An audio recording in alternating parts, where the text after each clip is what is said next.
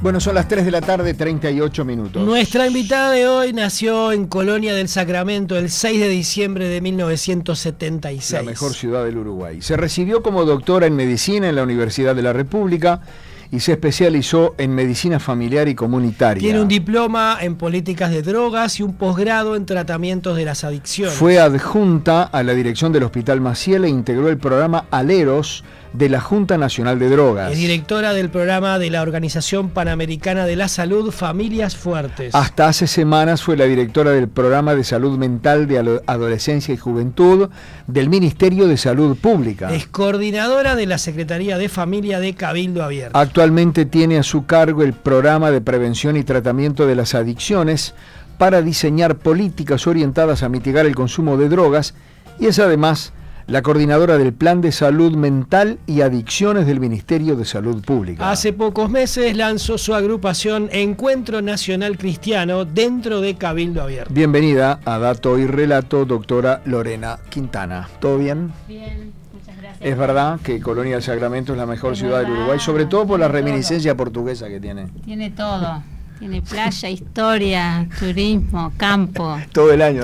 Todo el año. Sí. El otro día veía en tus redes que estabas, decías, estoy muy emocionada por ir a presentar esta actividad nueva para vos, la política en Colonia. Sí. Callate que en la pausa me estaba diciendo que por lo que vivió su familia, odiaba la política, pero con el mayor de su corazón. Ajá. Odio total.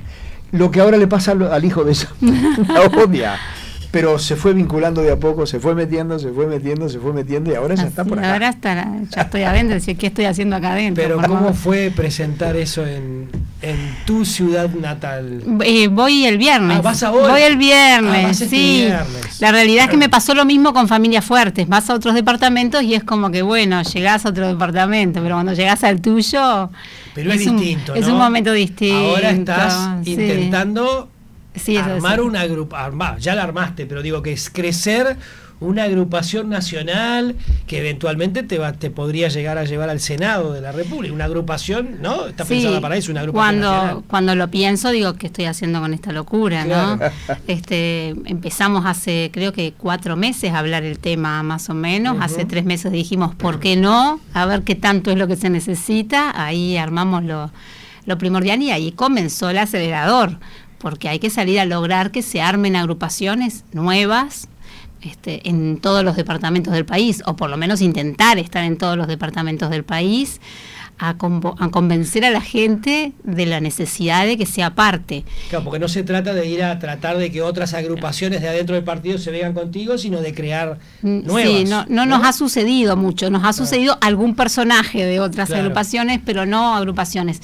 La realidad es que hoy tenemos 22 agrupaciones ya en cuestión de 2 meses, algo que era impensable. Te diría que más de la mitad gente que nunca en su vida militó en política, que además de entrar dice, mirá que no sé ni cómo tengo que hacer esto. Tuvimos que hacer un equipo para ayudar a armar las agrupaciones y demás, porque lleva una parte administrativa con la corte y eso. Además vos tampoco tenías mucha experiencia, que digamos. Personalmente tenía un rechazo, te diría yo, al tema, y menos experiencia.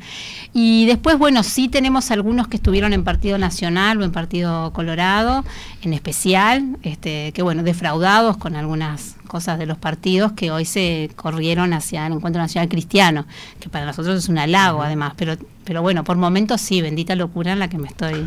¿Cómo respondió Colonia? ¿O cómo está respondiendo Colonia? Bueno, hoy quien está haciendo la secretaría me decía, mirá que vas a estar en Canal 3, y era como el canal que yo miraba de niña, ¿no? Es como, y en la radio Colonia también, ¿no? Todos como, es como bien especial, porque en otro departamento como no lo conoces.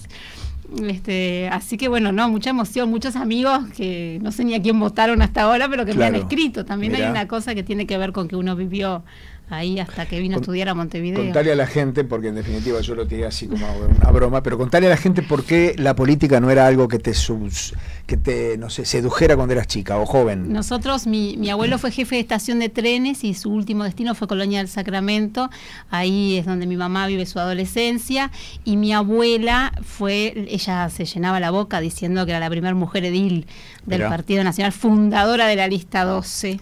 Eso era como su repertorio, siempre empezaba igual. Entonces siempre una mujer vinculada en política que apenas terminó la escuela, llegó a trabajar en BPS, bueno, había todo un tema con las jubilaciones entonces. Y mucha gente la conocía, porque era una mujer que, para ser mujer en aquel entonces, además, tener un lugar así, era una mujer muy valiente. Y mi mamá después pachequista, se fue para, ¿no? Imagínate, una Partido Nacional. La 123. Pacheco es 123, se escuchaba en mi casa mañana, tarde y noche en un parlante en el primer cuarto de mi casa, que era el comité. O sea, nosotros 5 hermanos, todos acumulados para atrás en el resto de la casa, porque el primer cuarto era el comité. Entonces vos vivís la adolescencia con eso y decís, por Dios, ni loca me meto con eso. Voy a estudiar medicina. Odio. ¿Y estudiaste medicina? Sí, estudié medicina. Así no tengo nada que ver con eso. Pero bueno, sí, es una familia. El hermano de mi bisabuela fue presidente de la República y varios familiares de mi bisabuela fueron diputados. O sea, hay como una cosa de la política, pero que uno realmente lo vivió con una distancia que no quería saber nada. Quizás después, cuando uno empieza a ocupar diferentes lugares en el trabajo, que gracias a Dios son ganados por concurso, mis 2 trabajos, público y privado, si bien ahora tengo una dirección, uno empieza a ver cómo la persona que está ahí puede decidir lo que pasa a muchos, ¿no? Puede decidir lo que hace el país, yo qué sé, desde la legalización del cannabis. ¿No? Fueron un parque, dijeron, ¿por qué no? Vamos arriba, y arrancaron a generar eso y lo hicieron para todo el país. Es decir, ¿cómo puede ser ese poder? ¿No? Si bien a veces creo que la política es un montón de gente que se cree que es importante, ¿no? Es como esa definición, si lo tendría que poner en un diccionario, pero sí te hace ver como, bueno, llegar ahí puede hacer que vos decidas cosas para el país o para los gurises, o no sé, para mí hoy todo lo que está pasando en la educación, con la ideología que entiendo, ideología de género que hay en la educación, eso hay que cambiarlo. Digo, ya hace 15 años, 20 va a ser, ¿no? Hace muchos años que viene eso envuelta, y cómo puede ser que la decisión de unos pocos haga que eso afecte a todo el país. Específicamente, ¿no? ¿A qué cosas de la ideología de género te referís que están hoy en la educación? Mirá, hay un libro que es SOS Educación, de Marta Varela Gallinal, que describe el programa de educación sexual en Uruguay y describe qué se da en cada año y por qué se entiende que en eso no es ciencia y que es ideología, ¿no? En esto de, por ejemplo, que a los chiquilines a partir de los 7 años vos le podés decir que puede elegir si quieres ser mujer o hombre, ¿no? Cuando en realidad nosotros sabemos que el sexo es el que naciste y no hay una cosa de decisión ahí. Y además estamos hablando de gurises con un cerebro inmaduro. ¿Eso pasa hoy? Eso pasa hoy. Eso pasa hoy. Estamos hablando con gurises de un cerebro inmaduro, ¿no? Cuando empezamos a hablar de temas de sexualidad y no hay una cosa que es la gestión del placer y aprender a tocarse para sentir uno mismo placer. ¿Qué necesidad con un niño chico tener que hablar de esas cosas? Yo no tengo nada contra las personas adultas que deciden hacer de su vida y de su vida sexual lo que quieran. Creo que uno tenemos libertad de elegir, todos tenemos la libertad de elegir, mientras no le hagamos un daño a otro, podemos hacerlo, ¿no? Tenemos esa libertad de elegir, pero a un niño empezar a decirles esas cosas cuando se supone que todos estamos diciéndole qué linda nena, ¿no? En casa, y ahí empezás a esa inseguridad que hoy ves en los adolescentes, ¿no? De qué soy, qué hago, dónde estoy, ¿no? ¿Qué tengo que hacer?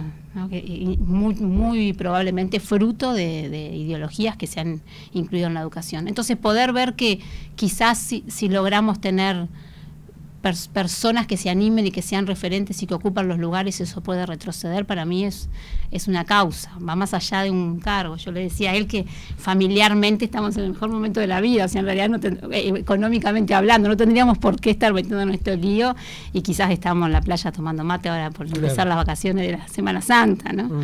Y estoy en la locura de recorrer el país buscando motivar a otros a que, bueno, a que se puede, a que si ocupamos los lugares se pueden cambiar las cosas. Ahora, Lorena, alguno te podrá decir, pero vos no estás en un partido que esté en la oposición, estás en un partido que está en el gobierno, integra, está bien, no es el partido mayoritario, pero integra la coalición de gobierno.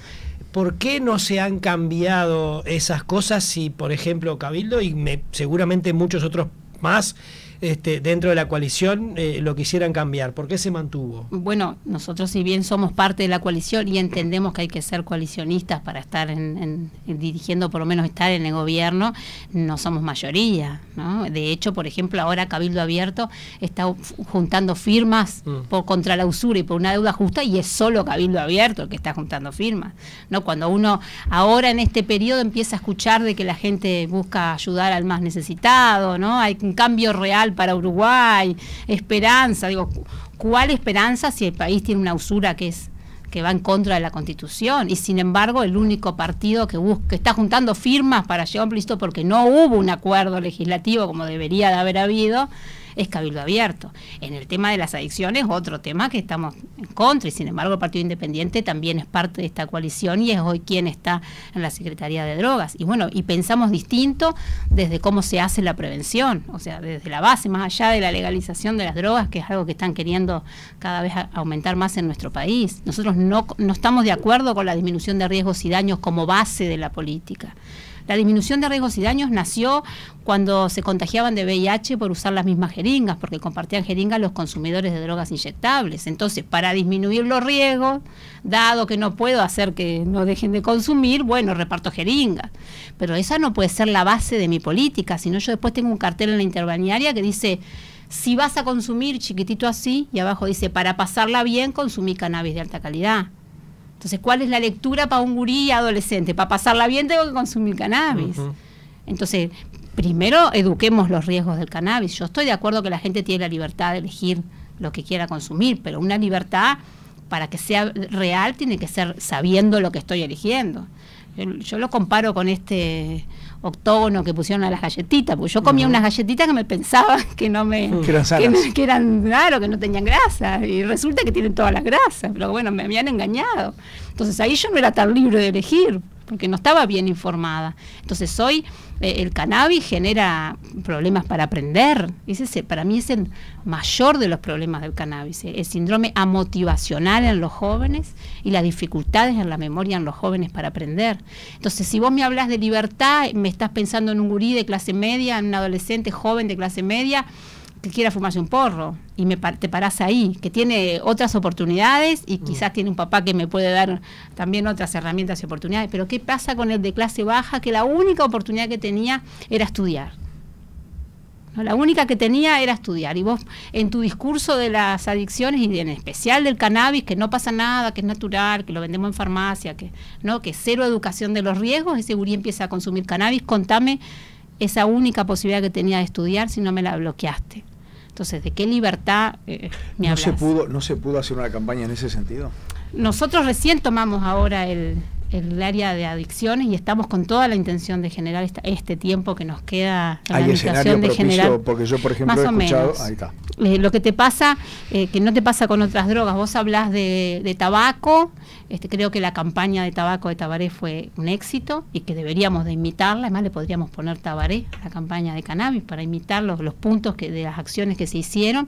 Pero vos hablás de tabaco y le decís a la gente que tiene un riesgo de tener cáncer de pulmón, algo que sabe todo el mundo además, ¿no? Y nadie se enoja. Y no pasa nada, ¿no? Hablas de alcohol y decís que tiene un riesgo de cirrosis alcohólica, que tiene riesgo de varices esofágicas, no sé, hablas de los riesgos del alcohol y no pasa nada. Ahora, vos llegas a empezar a hablar de los riesgos del cannabis y se te llenás de enemigos, ¿no? En un minuto empezás a decir que tiene riesgos de cáncer de testículo, de esterilidad en el hombre, de infecciones respiratorias por hongos. Estás demonizando la sustancia. ¿Y eso por qué?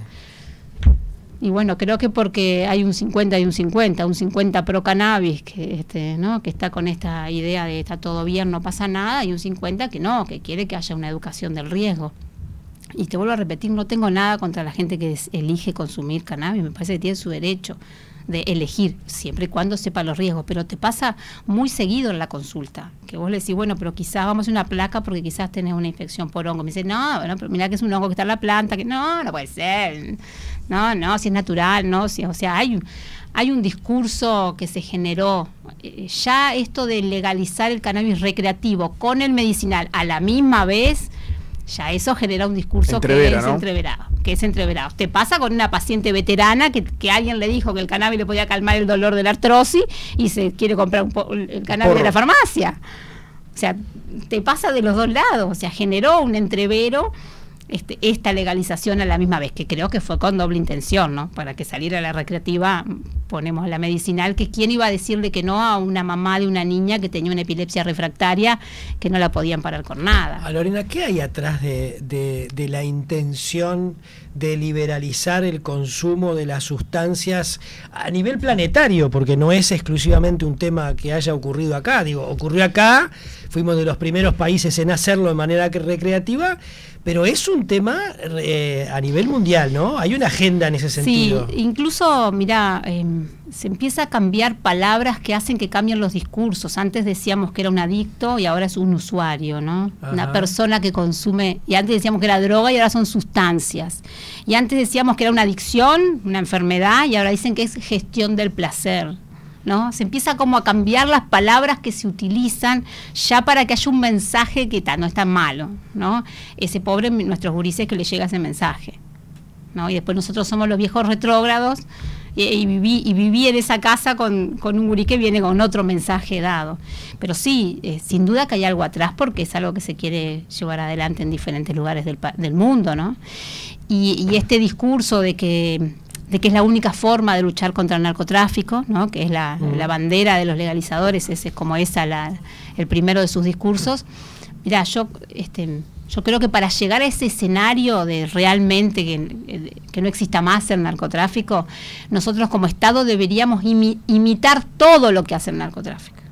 Todo. A ver. Venderle a niños, vender la cantidad que quieras, generar el trabajo como se genera alrededor del narcotráfico. O sea, es imposible pensar que el país pueda imitar todo lo que hace.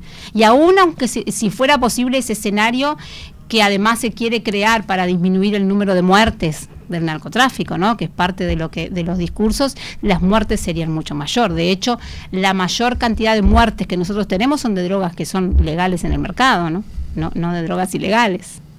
Es la mayor, por supuesto que no tiene que ver por el daño de la sustancia, sino porque eso hace que haya un uso mucho mayor. Entonces, el panorama frente a una legalización de cocaína sería nefasto para el país. Sería nefasto para el país por todo esto, ¿no? Porque se normalizaría el consumo, habría un aumento del consumo sin duda. ¿Qué porcentaje tenemos de consumidores de cocaína? ¿Lo tenés en la cabeza? No lo tengo en la cabeza. Pero se habrá por debajo un 5, un 10, ¿no? Consumidores crónicos de cocaína, sí, o sea, sí. Ya consumidor problemático, ¿no? Mirá que la cocaína, creo que es más alto el número, porque mirá lo que nos pasa con cocaína, que no te pasa con pasta base. La persona que tiene un consumo de cocaína logra mantenerse en el sistema. A ver cómo me explico. Consumen de noche, pero al otro día logran levantarse e ir a trabajar. Es casado y tiene hijos, pero logra poder tener ese consumo y después seguir siendo funcional al sistema, ¿no? Hasta que en un momento se les va la moto, ¿no? Y ya empiezan a faltar a trabajar y se empiezan a certificar. Pero mirá que es mucho más grande el consumo de lo que imaginamos. Lo que pasa que no lo vemos en la televisión como el pasta base que está en calle porque ya perdió todo y rápidamente. Porque además no es delincuente. Porque además no es delincuente. ¿No? Claro, entonces el que es así, pero no es delincuente, pasa inadvertido. Pareciera que mantuviera una vida funcional, pero en realidad el consumo es mucho más grande de lo que nosotros imaginamos. El consumo de pasta base es mucho menor, es 0,8, no llega a un 1%, y sin embargo lo vemos en todos lados, ¿no? Pareciera que es el más alto, y sin embargo no, es bien diferente la cifra. Lorena, el Encuentro Nacional Cristiano levanta otra bandera que parecería estar, digamos, hacia el otro lado de a donde va la agenda, digamos, sin duda, del mundo, que es el tema del aborto.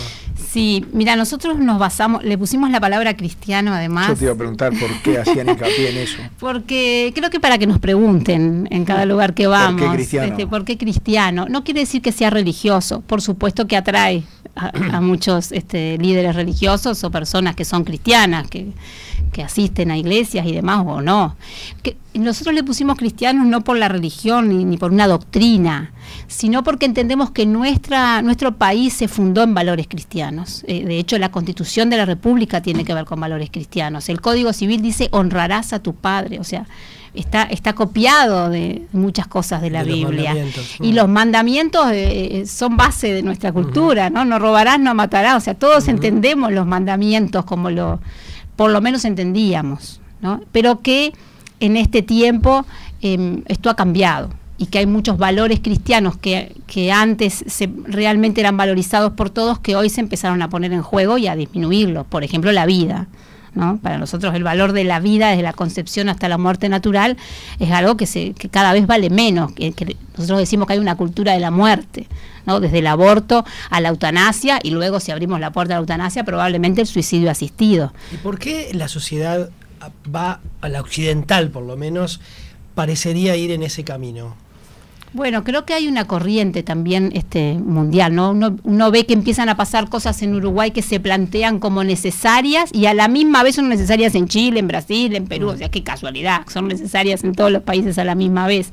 Es evidente que hay una corriente que no nace de los problemas de Uruguay. Recuerdo cuando se votó el matrimonio igualitario, que parecía que era una necesidad imperiosa del país que se votara, que no fue que salieron corriendo a casarse todos, como que era ya que había que tener el país. Sin embargo, así se mostraba, ¿no? Por eso entendemos que sí, que hay una agenda. Yo no le digo 2030, como le dice la gente, porque digo, después va a ser 2050, ¿no? Y después va a ser 2070, no sé.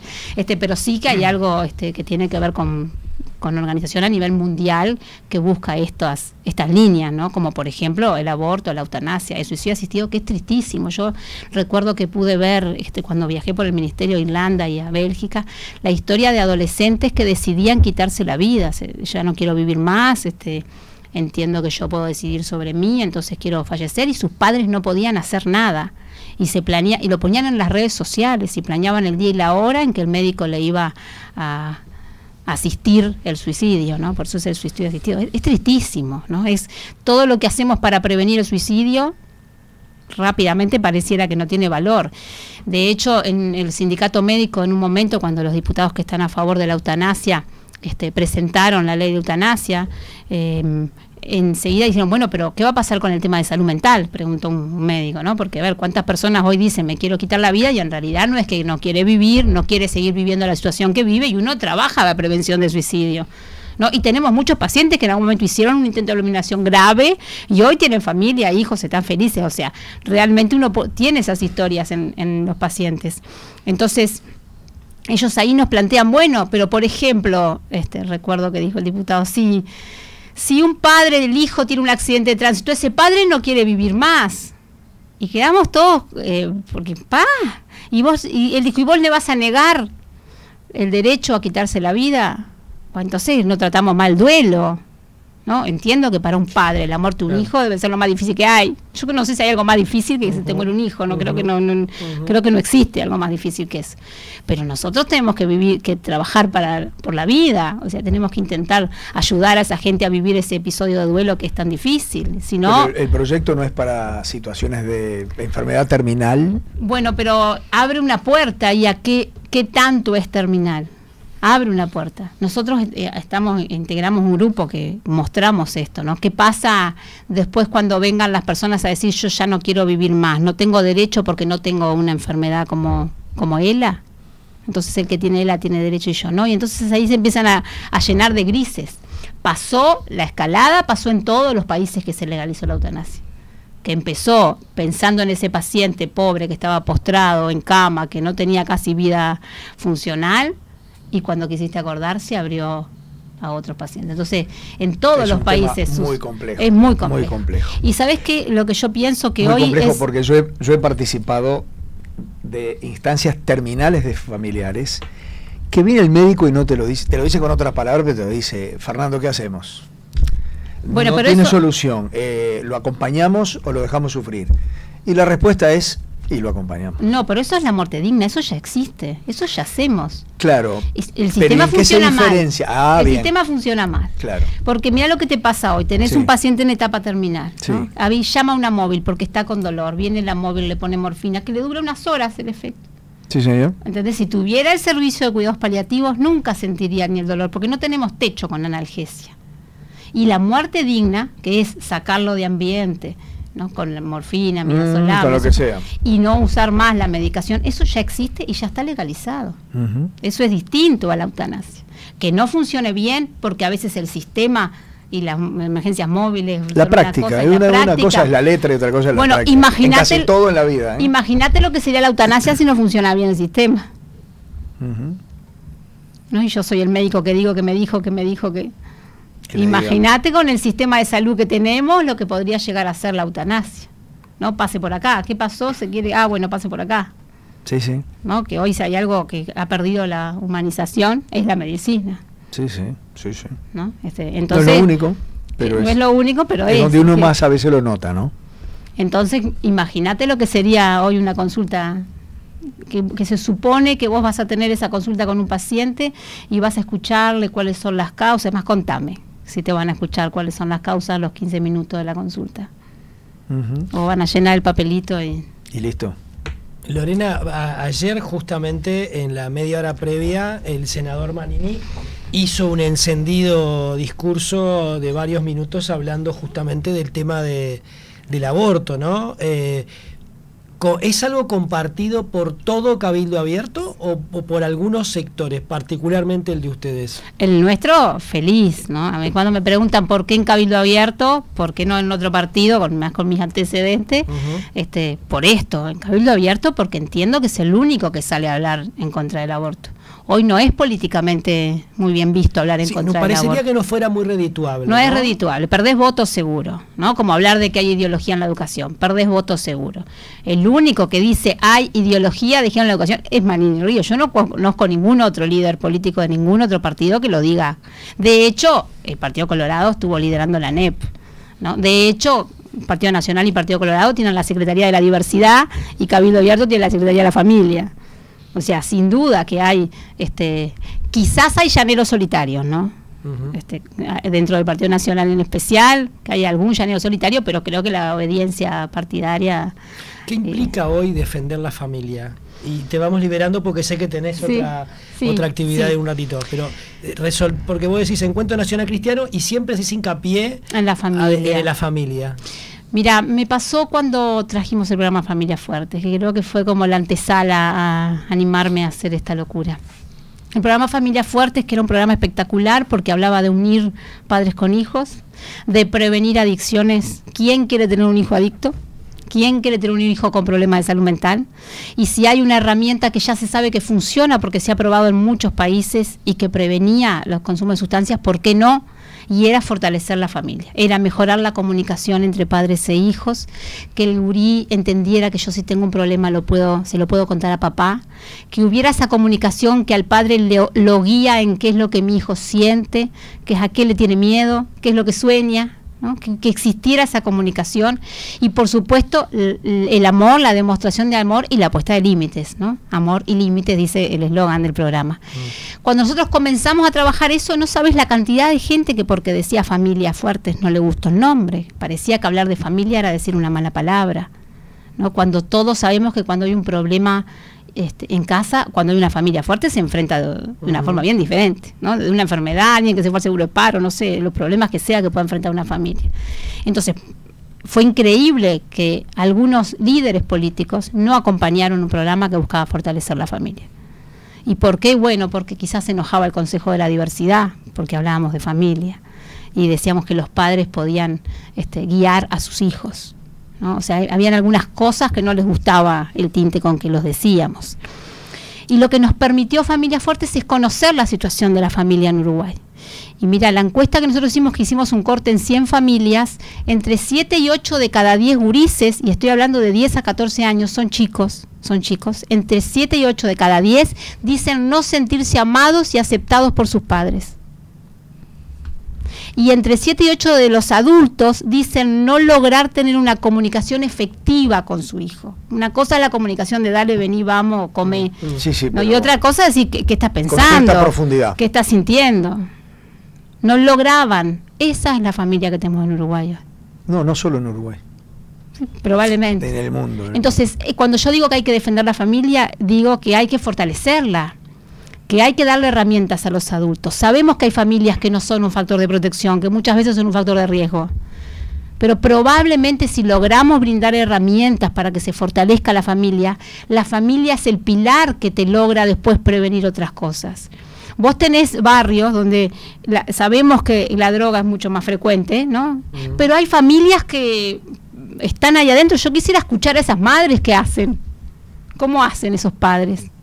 ¿Cuál es la acción que están haciendo para que, aunque están en el medio de un lugar bien difícil de llevar adelante, logran que sus hijos estudien, salgan, vayan? Eso es una familia fuerte. ¿Cuáles serían eventualmente desde el Parlamento, desde el gobierno, esas medidas que vos particularmente llevarías adelante? Yo creo que un programa así que fortalezca a la familia, si bien este fue acotado porque fue de 10 a 14 años, ¿no? ¿Qué pasa con el de 15 y más y qué pasa con los menores de 10? Necesitaríamos que el Ministerio de Desarrollo Social se llame de Familia y Desarrollo Social.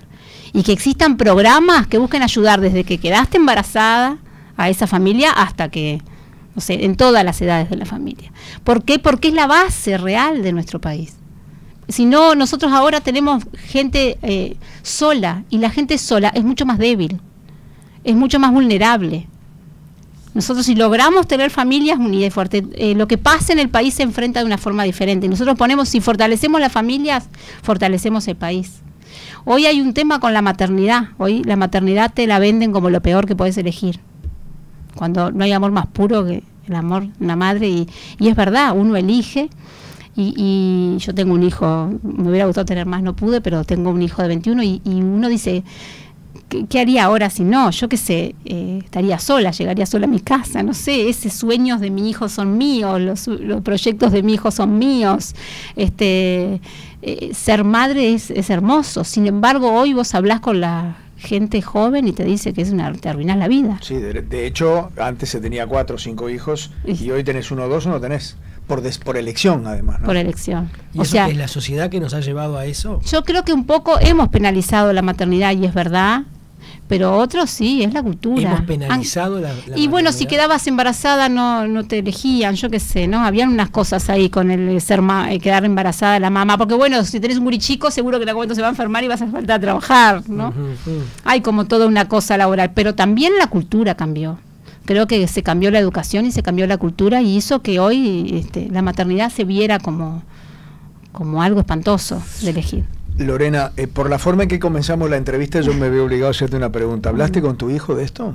¿Con mi hijo? Del futuro político. Llegamos tuyo. A un acuerdo. Que en tu casa no. Un acuerdo tenemos nuestros momentos en que no. Capaz que te cuento una intimidad. Igual yo hago en Casmu, yo pasé a hacer radio para que no tenga un horario fijo y yo pueda hacer las otras actividades y ver mis pacientes de domicilio. Y mi hijo es mi chofer. Ajá, mira bien. Entonces nosotros compartimos ese momento donde... Tu Uber. Mi Uber. Viste que dice que a todos les llega su Uber. Ya me llegó. Y la otra... ¿Vas a poder bancar la campaña y el cargo en salud pública? No. ¿Cuándo dejas el cargo? Sé, ¿No sabes? No sé. Bien. Ahora tengo tiempos de licencia y demás, pero sí, va a llegar un momento. Todo depende de cómo nos van las internas, ¿no? Lorena Quintana, Encuentro Nacional Cristiano, ¿te presentamos así ahora? Perfecto. ¿O seguimos con el tema programa de adicciones? También. Por ahora las dos cosas. Las dos cosas. Gracias por acompañarnos. Gracias a usted, un placer. Chao, que pases bien. Placer, gracias. Está empezando en este momento la conferencia de prensa de Yamandu Orsi. Estamos en vivo con dato y relato. Dale. Así que hacemos una pausita de 1 minuto. Y venimos.